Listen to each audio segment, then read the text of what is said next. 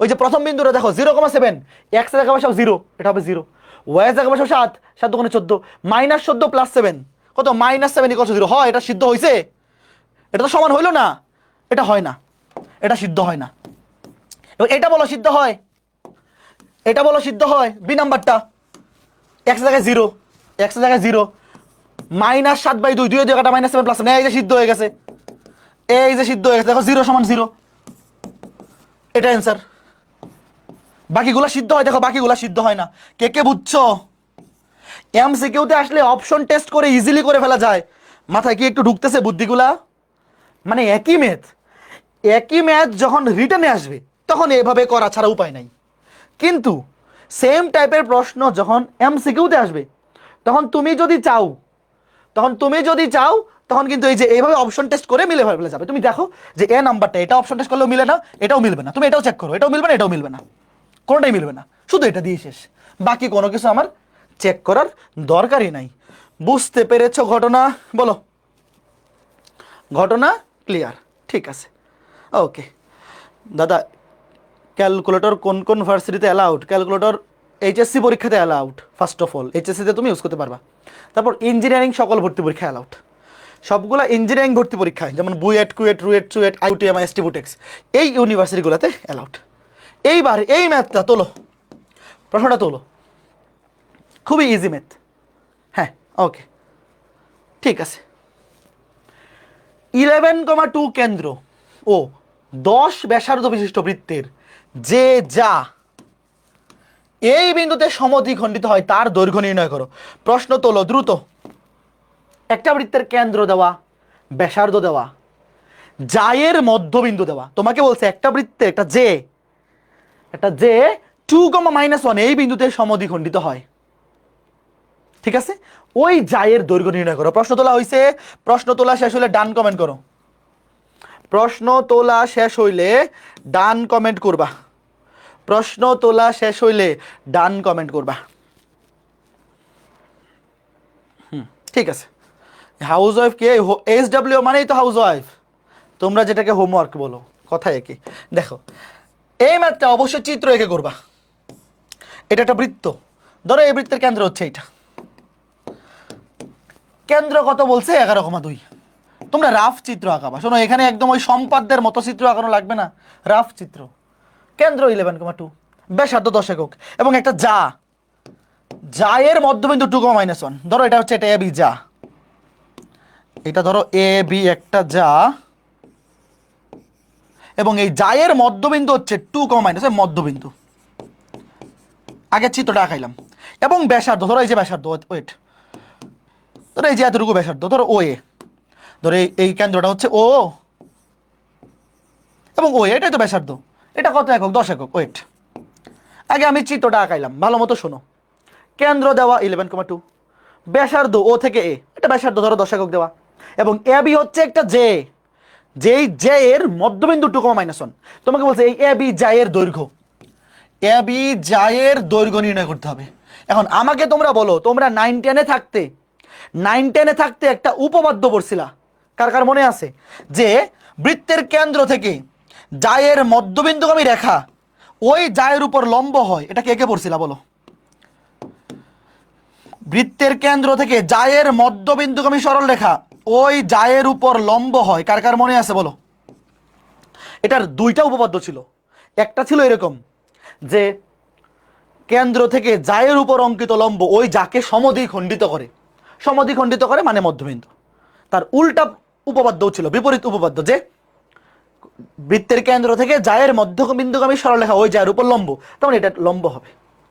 এবং আমাকে তোমরা বলো, আমি যদি এই ভিতরে স্থানাঙ্ক সি ধরি, তাইলে যেহেতু সি হচ্ছে এবি জায়ের মধ্যবিন্দু, এই যে এই 2,-1 এটা তো এবি জায়ের মধ্যবিন্দু, তাহলে কি আমি এটা বলতে পারি যে এবি সমান 2 × AC? বলো, বলতে পারি কিনা? যেহেতু সি বিন্দুটা এবি এর মধ্যবিন্দু, তাহলে অবশ্যই এবি হবে এসি এর দ্বিগুণ। এখন আমাকে বলো, পিথাগোরাস সাহেবকে কল দেও। এই যে পিথাগোরাস সাহেব, দেখো ও এ, এটা জানি এটা হচ্ছে 10 একক, দেখো ও এ সমান 10।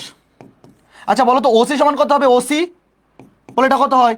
ভাই ও বিন্দুর স্থানাঙ্কও জানি, সি বিন্দুর স্থানাঙ্ক জানি, বলো, আমি বের করবো না, তোমরা বলো দ্রুত, দ্রুত। ওসি সমান কত?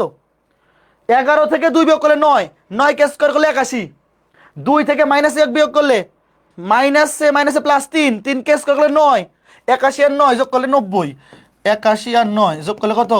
90, √90 একক।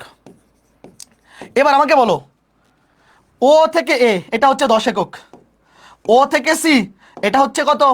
√90 একক। তাহলে পিথাগোরাস সাহেবকে কল দিলে কি পাবো? এসি পাবো না? শেষ, ম্যাথ শেষ। এসি বের করে এখানে বসায় দিলেই ম্যাথ শেষ। পিথাগোরাস সাহেবকে কল দাও। পিথাগোরাস সাহেবের সূত্র অনুযায়ী আমরা জানি যে ও স্কোয়ার অতিভুজ স্কোয়ার সমান, অতিভুজ তো সবচেয়ে লম্বা বাহুটা, সমকোণের বিপরীত বাহু হচ্ছে অতিভুজ। অতিভুজ স্কোয়ার সমান AC square plus OC square. তাহলে এখান থেকে এসি স্কোয়ার বের করো। এসি স্কোয়ার সমান ও স্কোয়ার মাইনাস ওসি স্কোয়ার সমান ও স্কোয়ার 10 কে স্কোয়ার করলে 100, ওসি স্কোয়ার √90 কে স্কোয়ার করলে √90, তাহলে 10। সুতরাং এসি স্কোয়ার সমান 10। তাহলে এসি সমান বর্গমূল করো √10। দূরত্ব তো নেগেটিভ হইতে পারে না, অলওয়েজ পজিটিভ দিব। সুতরাং এ বি সমান কত? এ বি হচ্ছে এসি এর দ্বিগুণ। তাহলে 2√10। কে কে বুঝছো? এত একক, খুবই ইজি ম্যাথ। কে কে বুঝতে পেরেছো বলো? না বোঝার কিছুই ছিল না। কে কে বুঝছো? এটা একটু দেখো, ভালো মতো দেখো, একটু ভালো মতো দেখো। খুবই ইজি, খুবই সুন্দর ম্যাথ, খুবই ইজি, খুবই সুন্দর ম্যাথ, খুবই ইজি, খুবই ইজি, বুঝতে পারতে হবে। খুবই ইজি, খুবই ইজি, খুবই সুন্দর ম্যাথ। ওকে ফাইন, আশা করি বোঝা গেল। পুরো জিনিসটা একটু রিক্যাপ করি।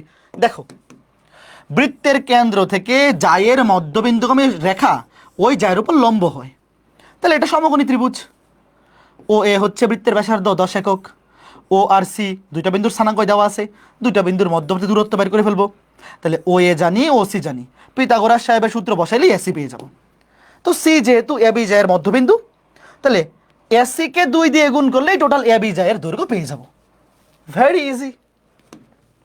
এবার এই জিনিসটা দেখো, দেখাও যে একটা বিন্দু, দুইটা বিন্দু, তিনটা বিন্দু, তিনটা বিন্দু একই সরল রেখায় অবস্থিত।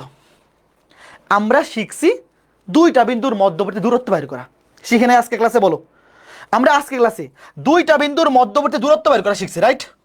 এখন তোমাকে যদি কেউ প্রমাণ করতে বলে, আগে প্রশ্নটা তোলো যে তিনটা বিন্দু একই রেখায় অবস্থিত। ধরো আমি ধরলাম একটা বিন্দু এ, তুমি প্রশ্ন আগে তোলো 1,-2, বি 2,0, আরেকটা ধরলাম সি। তোমাকে বলা হয়েছে প্রমাণ করতে হবে তিনটা বিন্দু একই রেখায় অবস্থিত। তো তুমি তো আর গ্রাফ পেপার নিয়ে আঁকা শুরু করবে না, এগুলা রাফ চিত্র আঁকাইলেই হয়। এই গ্রাফ পেপার দিয়ে একে, তারপর সরল রেখা একে দেখাইতে হবে না। তোমাকে বলছে দেখাও তিনটা বিন্দু একই সরল রেখায় অবস্থিত। আমাকে তোমরা বলো, আমি যদি এই জিনিসটা প্রমাণ করতে পারি যে এ বি আর বিসি এই দুইটা যোগ করলে এসি এর সমান হয়, তাইলেই তুমি মেনে নিতে বাধ্য যে তিনটা বিন্দু একই রেখায় আছে। তোমরা কি আমার সাথে একমত? নিজেকে নিজে প্রশ্ন করে যে ভাই প্রমাণ যে করতে বললো, আমরা তো গ্রাফ পেপার এঁকে দেখাবো না, আমরা কি করবো? আমরা দুইটা বিন্দুর মধ্যবর্তী দূরত্ব বের করা শিখছি আজকে ক্লাসে, আর কিছু শিখি নাই। ধরো তাহলে তিনটা বিন্দু একই সরল রেখায় থাকবে কখন? যখন এ বি আর বিসি যোগ করলে এসি এর সমান হবে। এই শর্তটা যদি আমরা প্রমাণ করতে পারি, তার মানে তিনটা বিন্দু অবশ্যই একই রেখায় অবস্থিত, মাস্ট। তিনটা বিন্দু একই রেখায় না হইলে জীবনেও এই শর্ত মিলবে না। তাইলে এবার তুমি খেয়াল করে দেখো, একজন বলছে ঢাল সমান হবে, হ্যাঁ কথা সত্য, ঢাল সমান হবে, আবার তিনটা বিন্দু দ্বারা গঠিত ত্রিভুজের ক্ষেত্রফলও সমান হবে। বাট ওগুলো তো আমরা এখনো শিখি নাই। ত্রিভুজের ক্ষেত্রফল শিখবো 3.3-তে, ঢাল শিখবো 3.5-এ। আপাতত দূরত্ব দিয়ে করো। তাহলে কি করবো? আগে এবি বের করো, বের করো। এবি কত হবে? √1 থেকে 2 বিয়োগ করলে কত? 1, 1 কে স্কয়ার করলে 1 প্লাস -2 থেকে 0 বিয়োগ করলে -2, -2 কে স্কয়ার করলে +4, তাহলে কত হবে? এটা হবে √5 একক। তারপরে বিসি √2 থেকে 4 বিয়োগ করলে -2, -2 কে স্কয়ার করলে +4, 0 থেকে 4 বিয়োগ করলে -4, -4 কে স্কয়ার করলে 16, √20। তারপরে এসি √1 থেকে 4 বিয়োগ করলে -3, -3 কে স্কয়ার করলে +9, -2 থেকে -4 বিয়োগ করলে -6, -6 কে স্কয়ার করলে +36, √, কত? 45। এবার খেয়াল করে দেখো, এখানে √20 মানে কত? √20 মানে কত? 4 পাশে 20,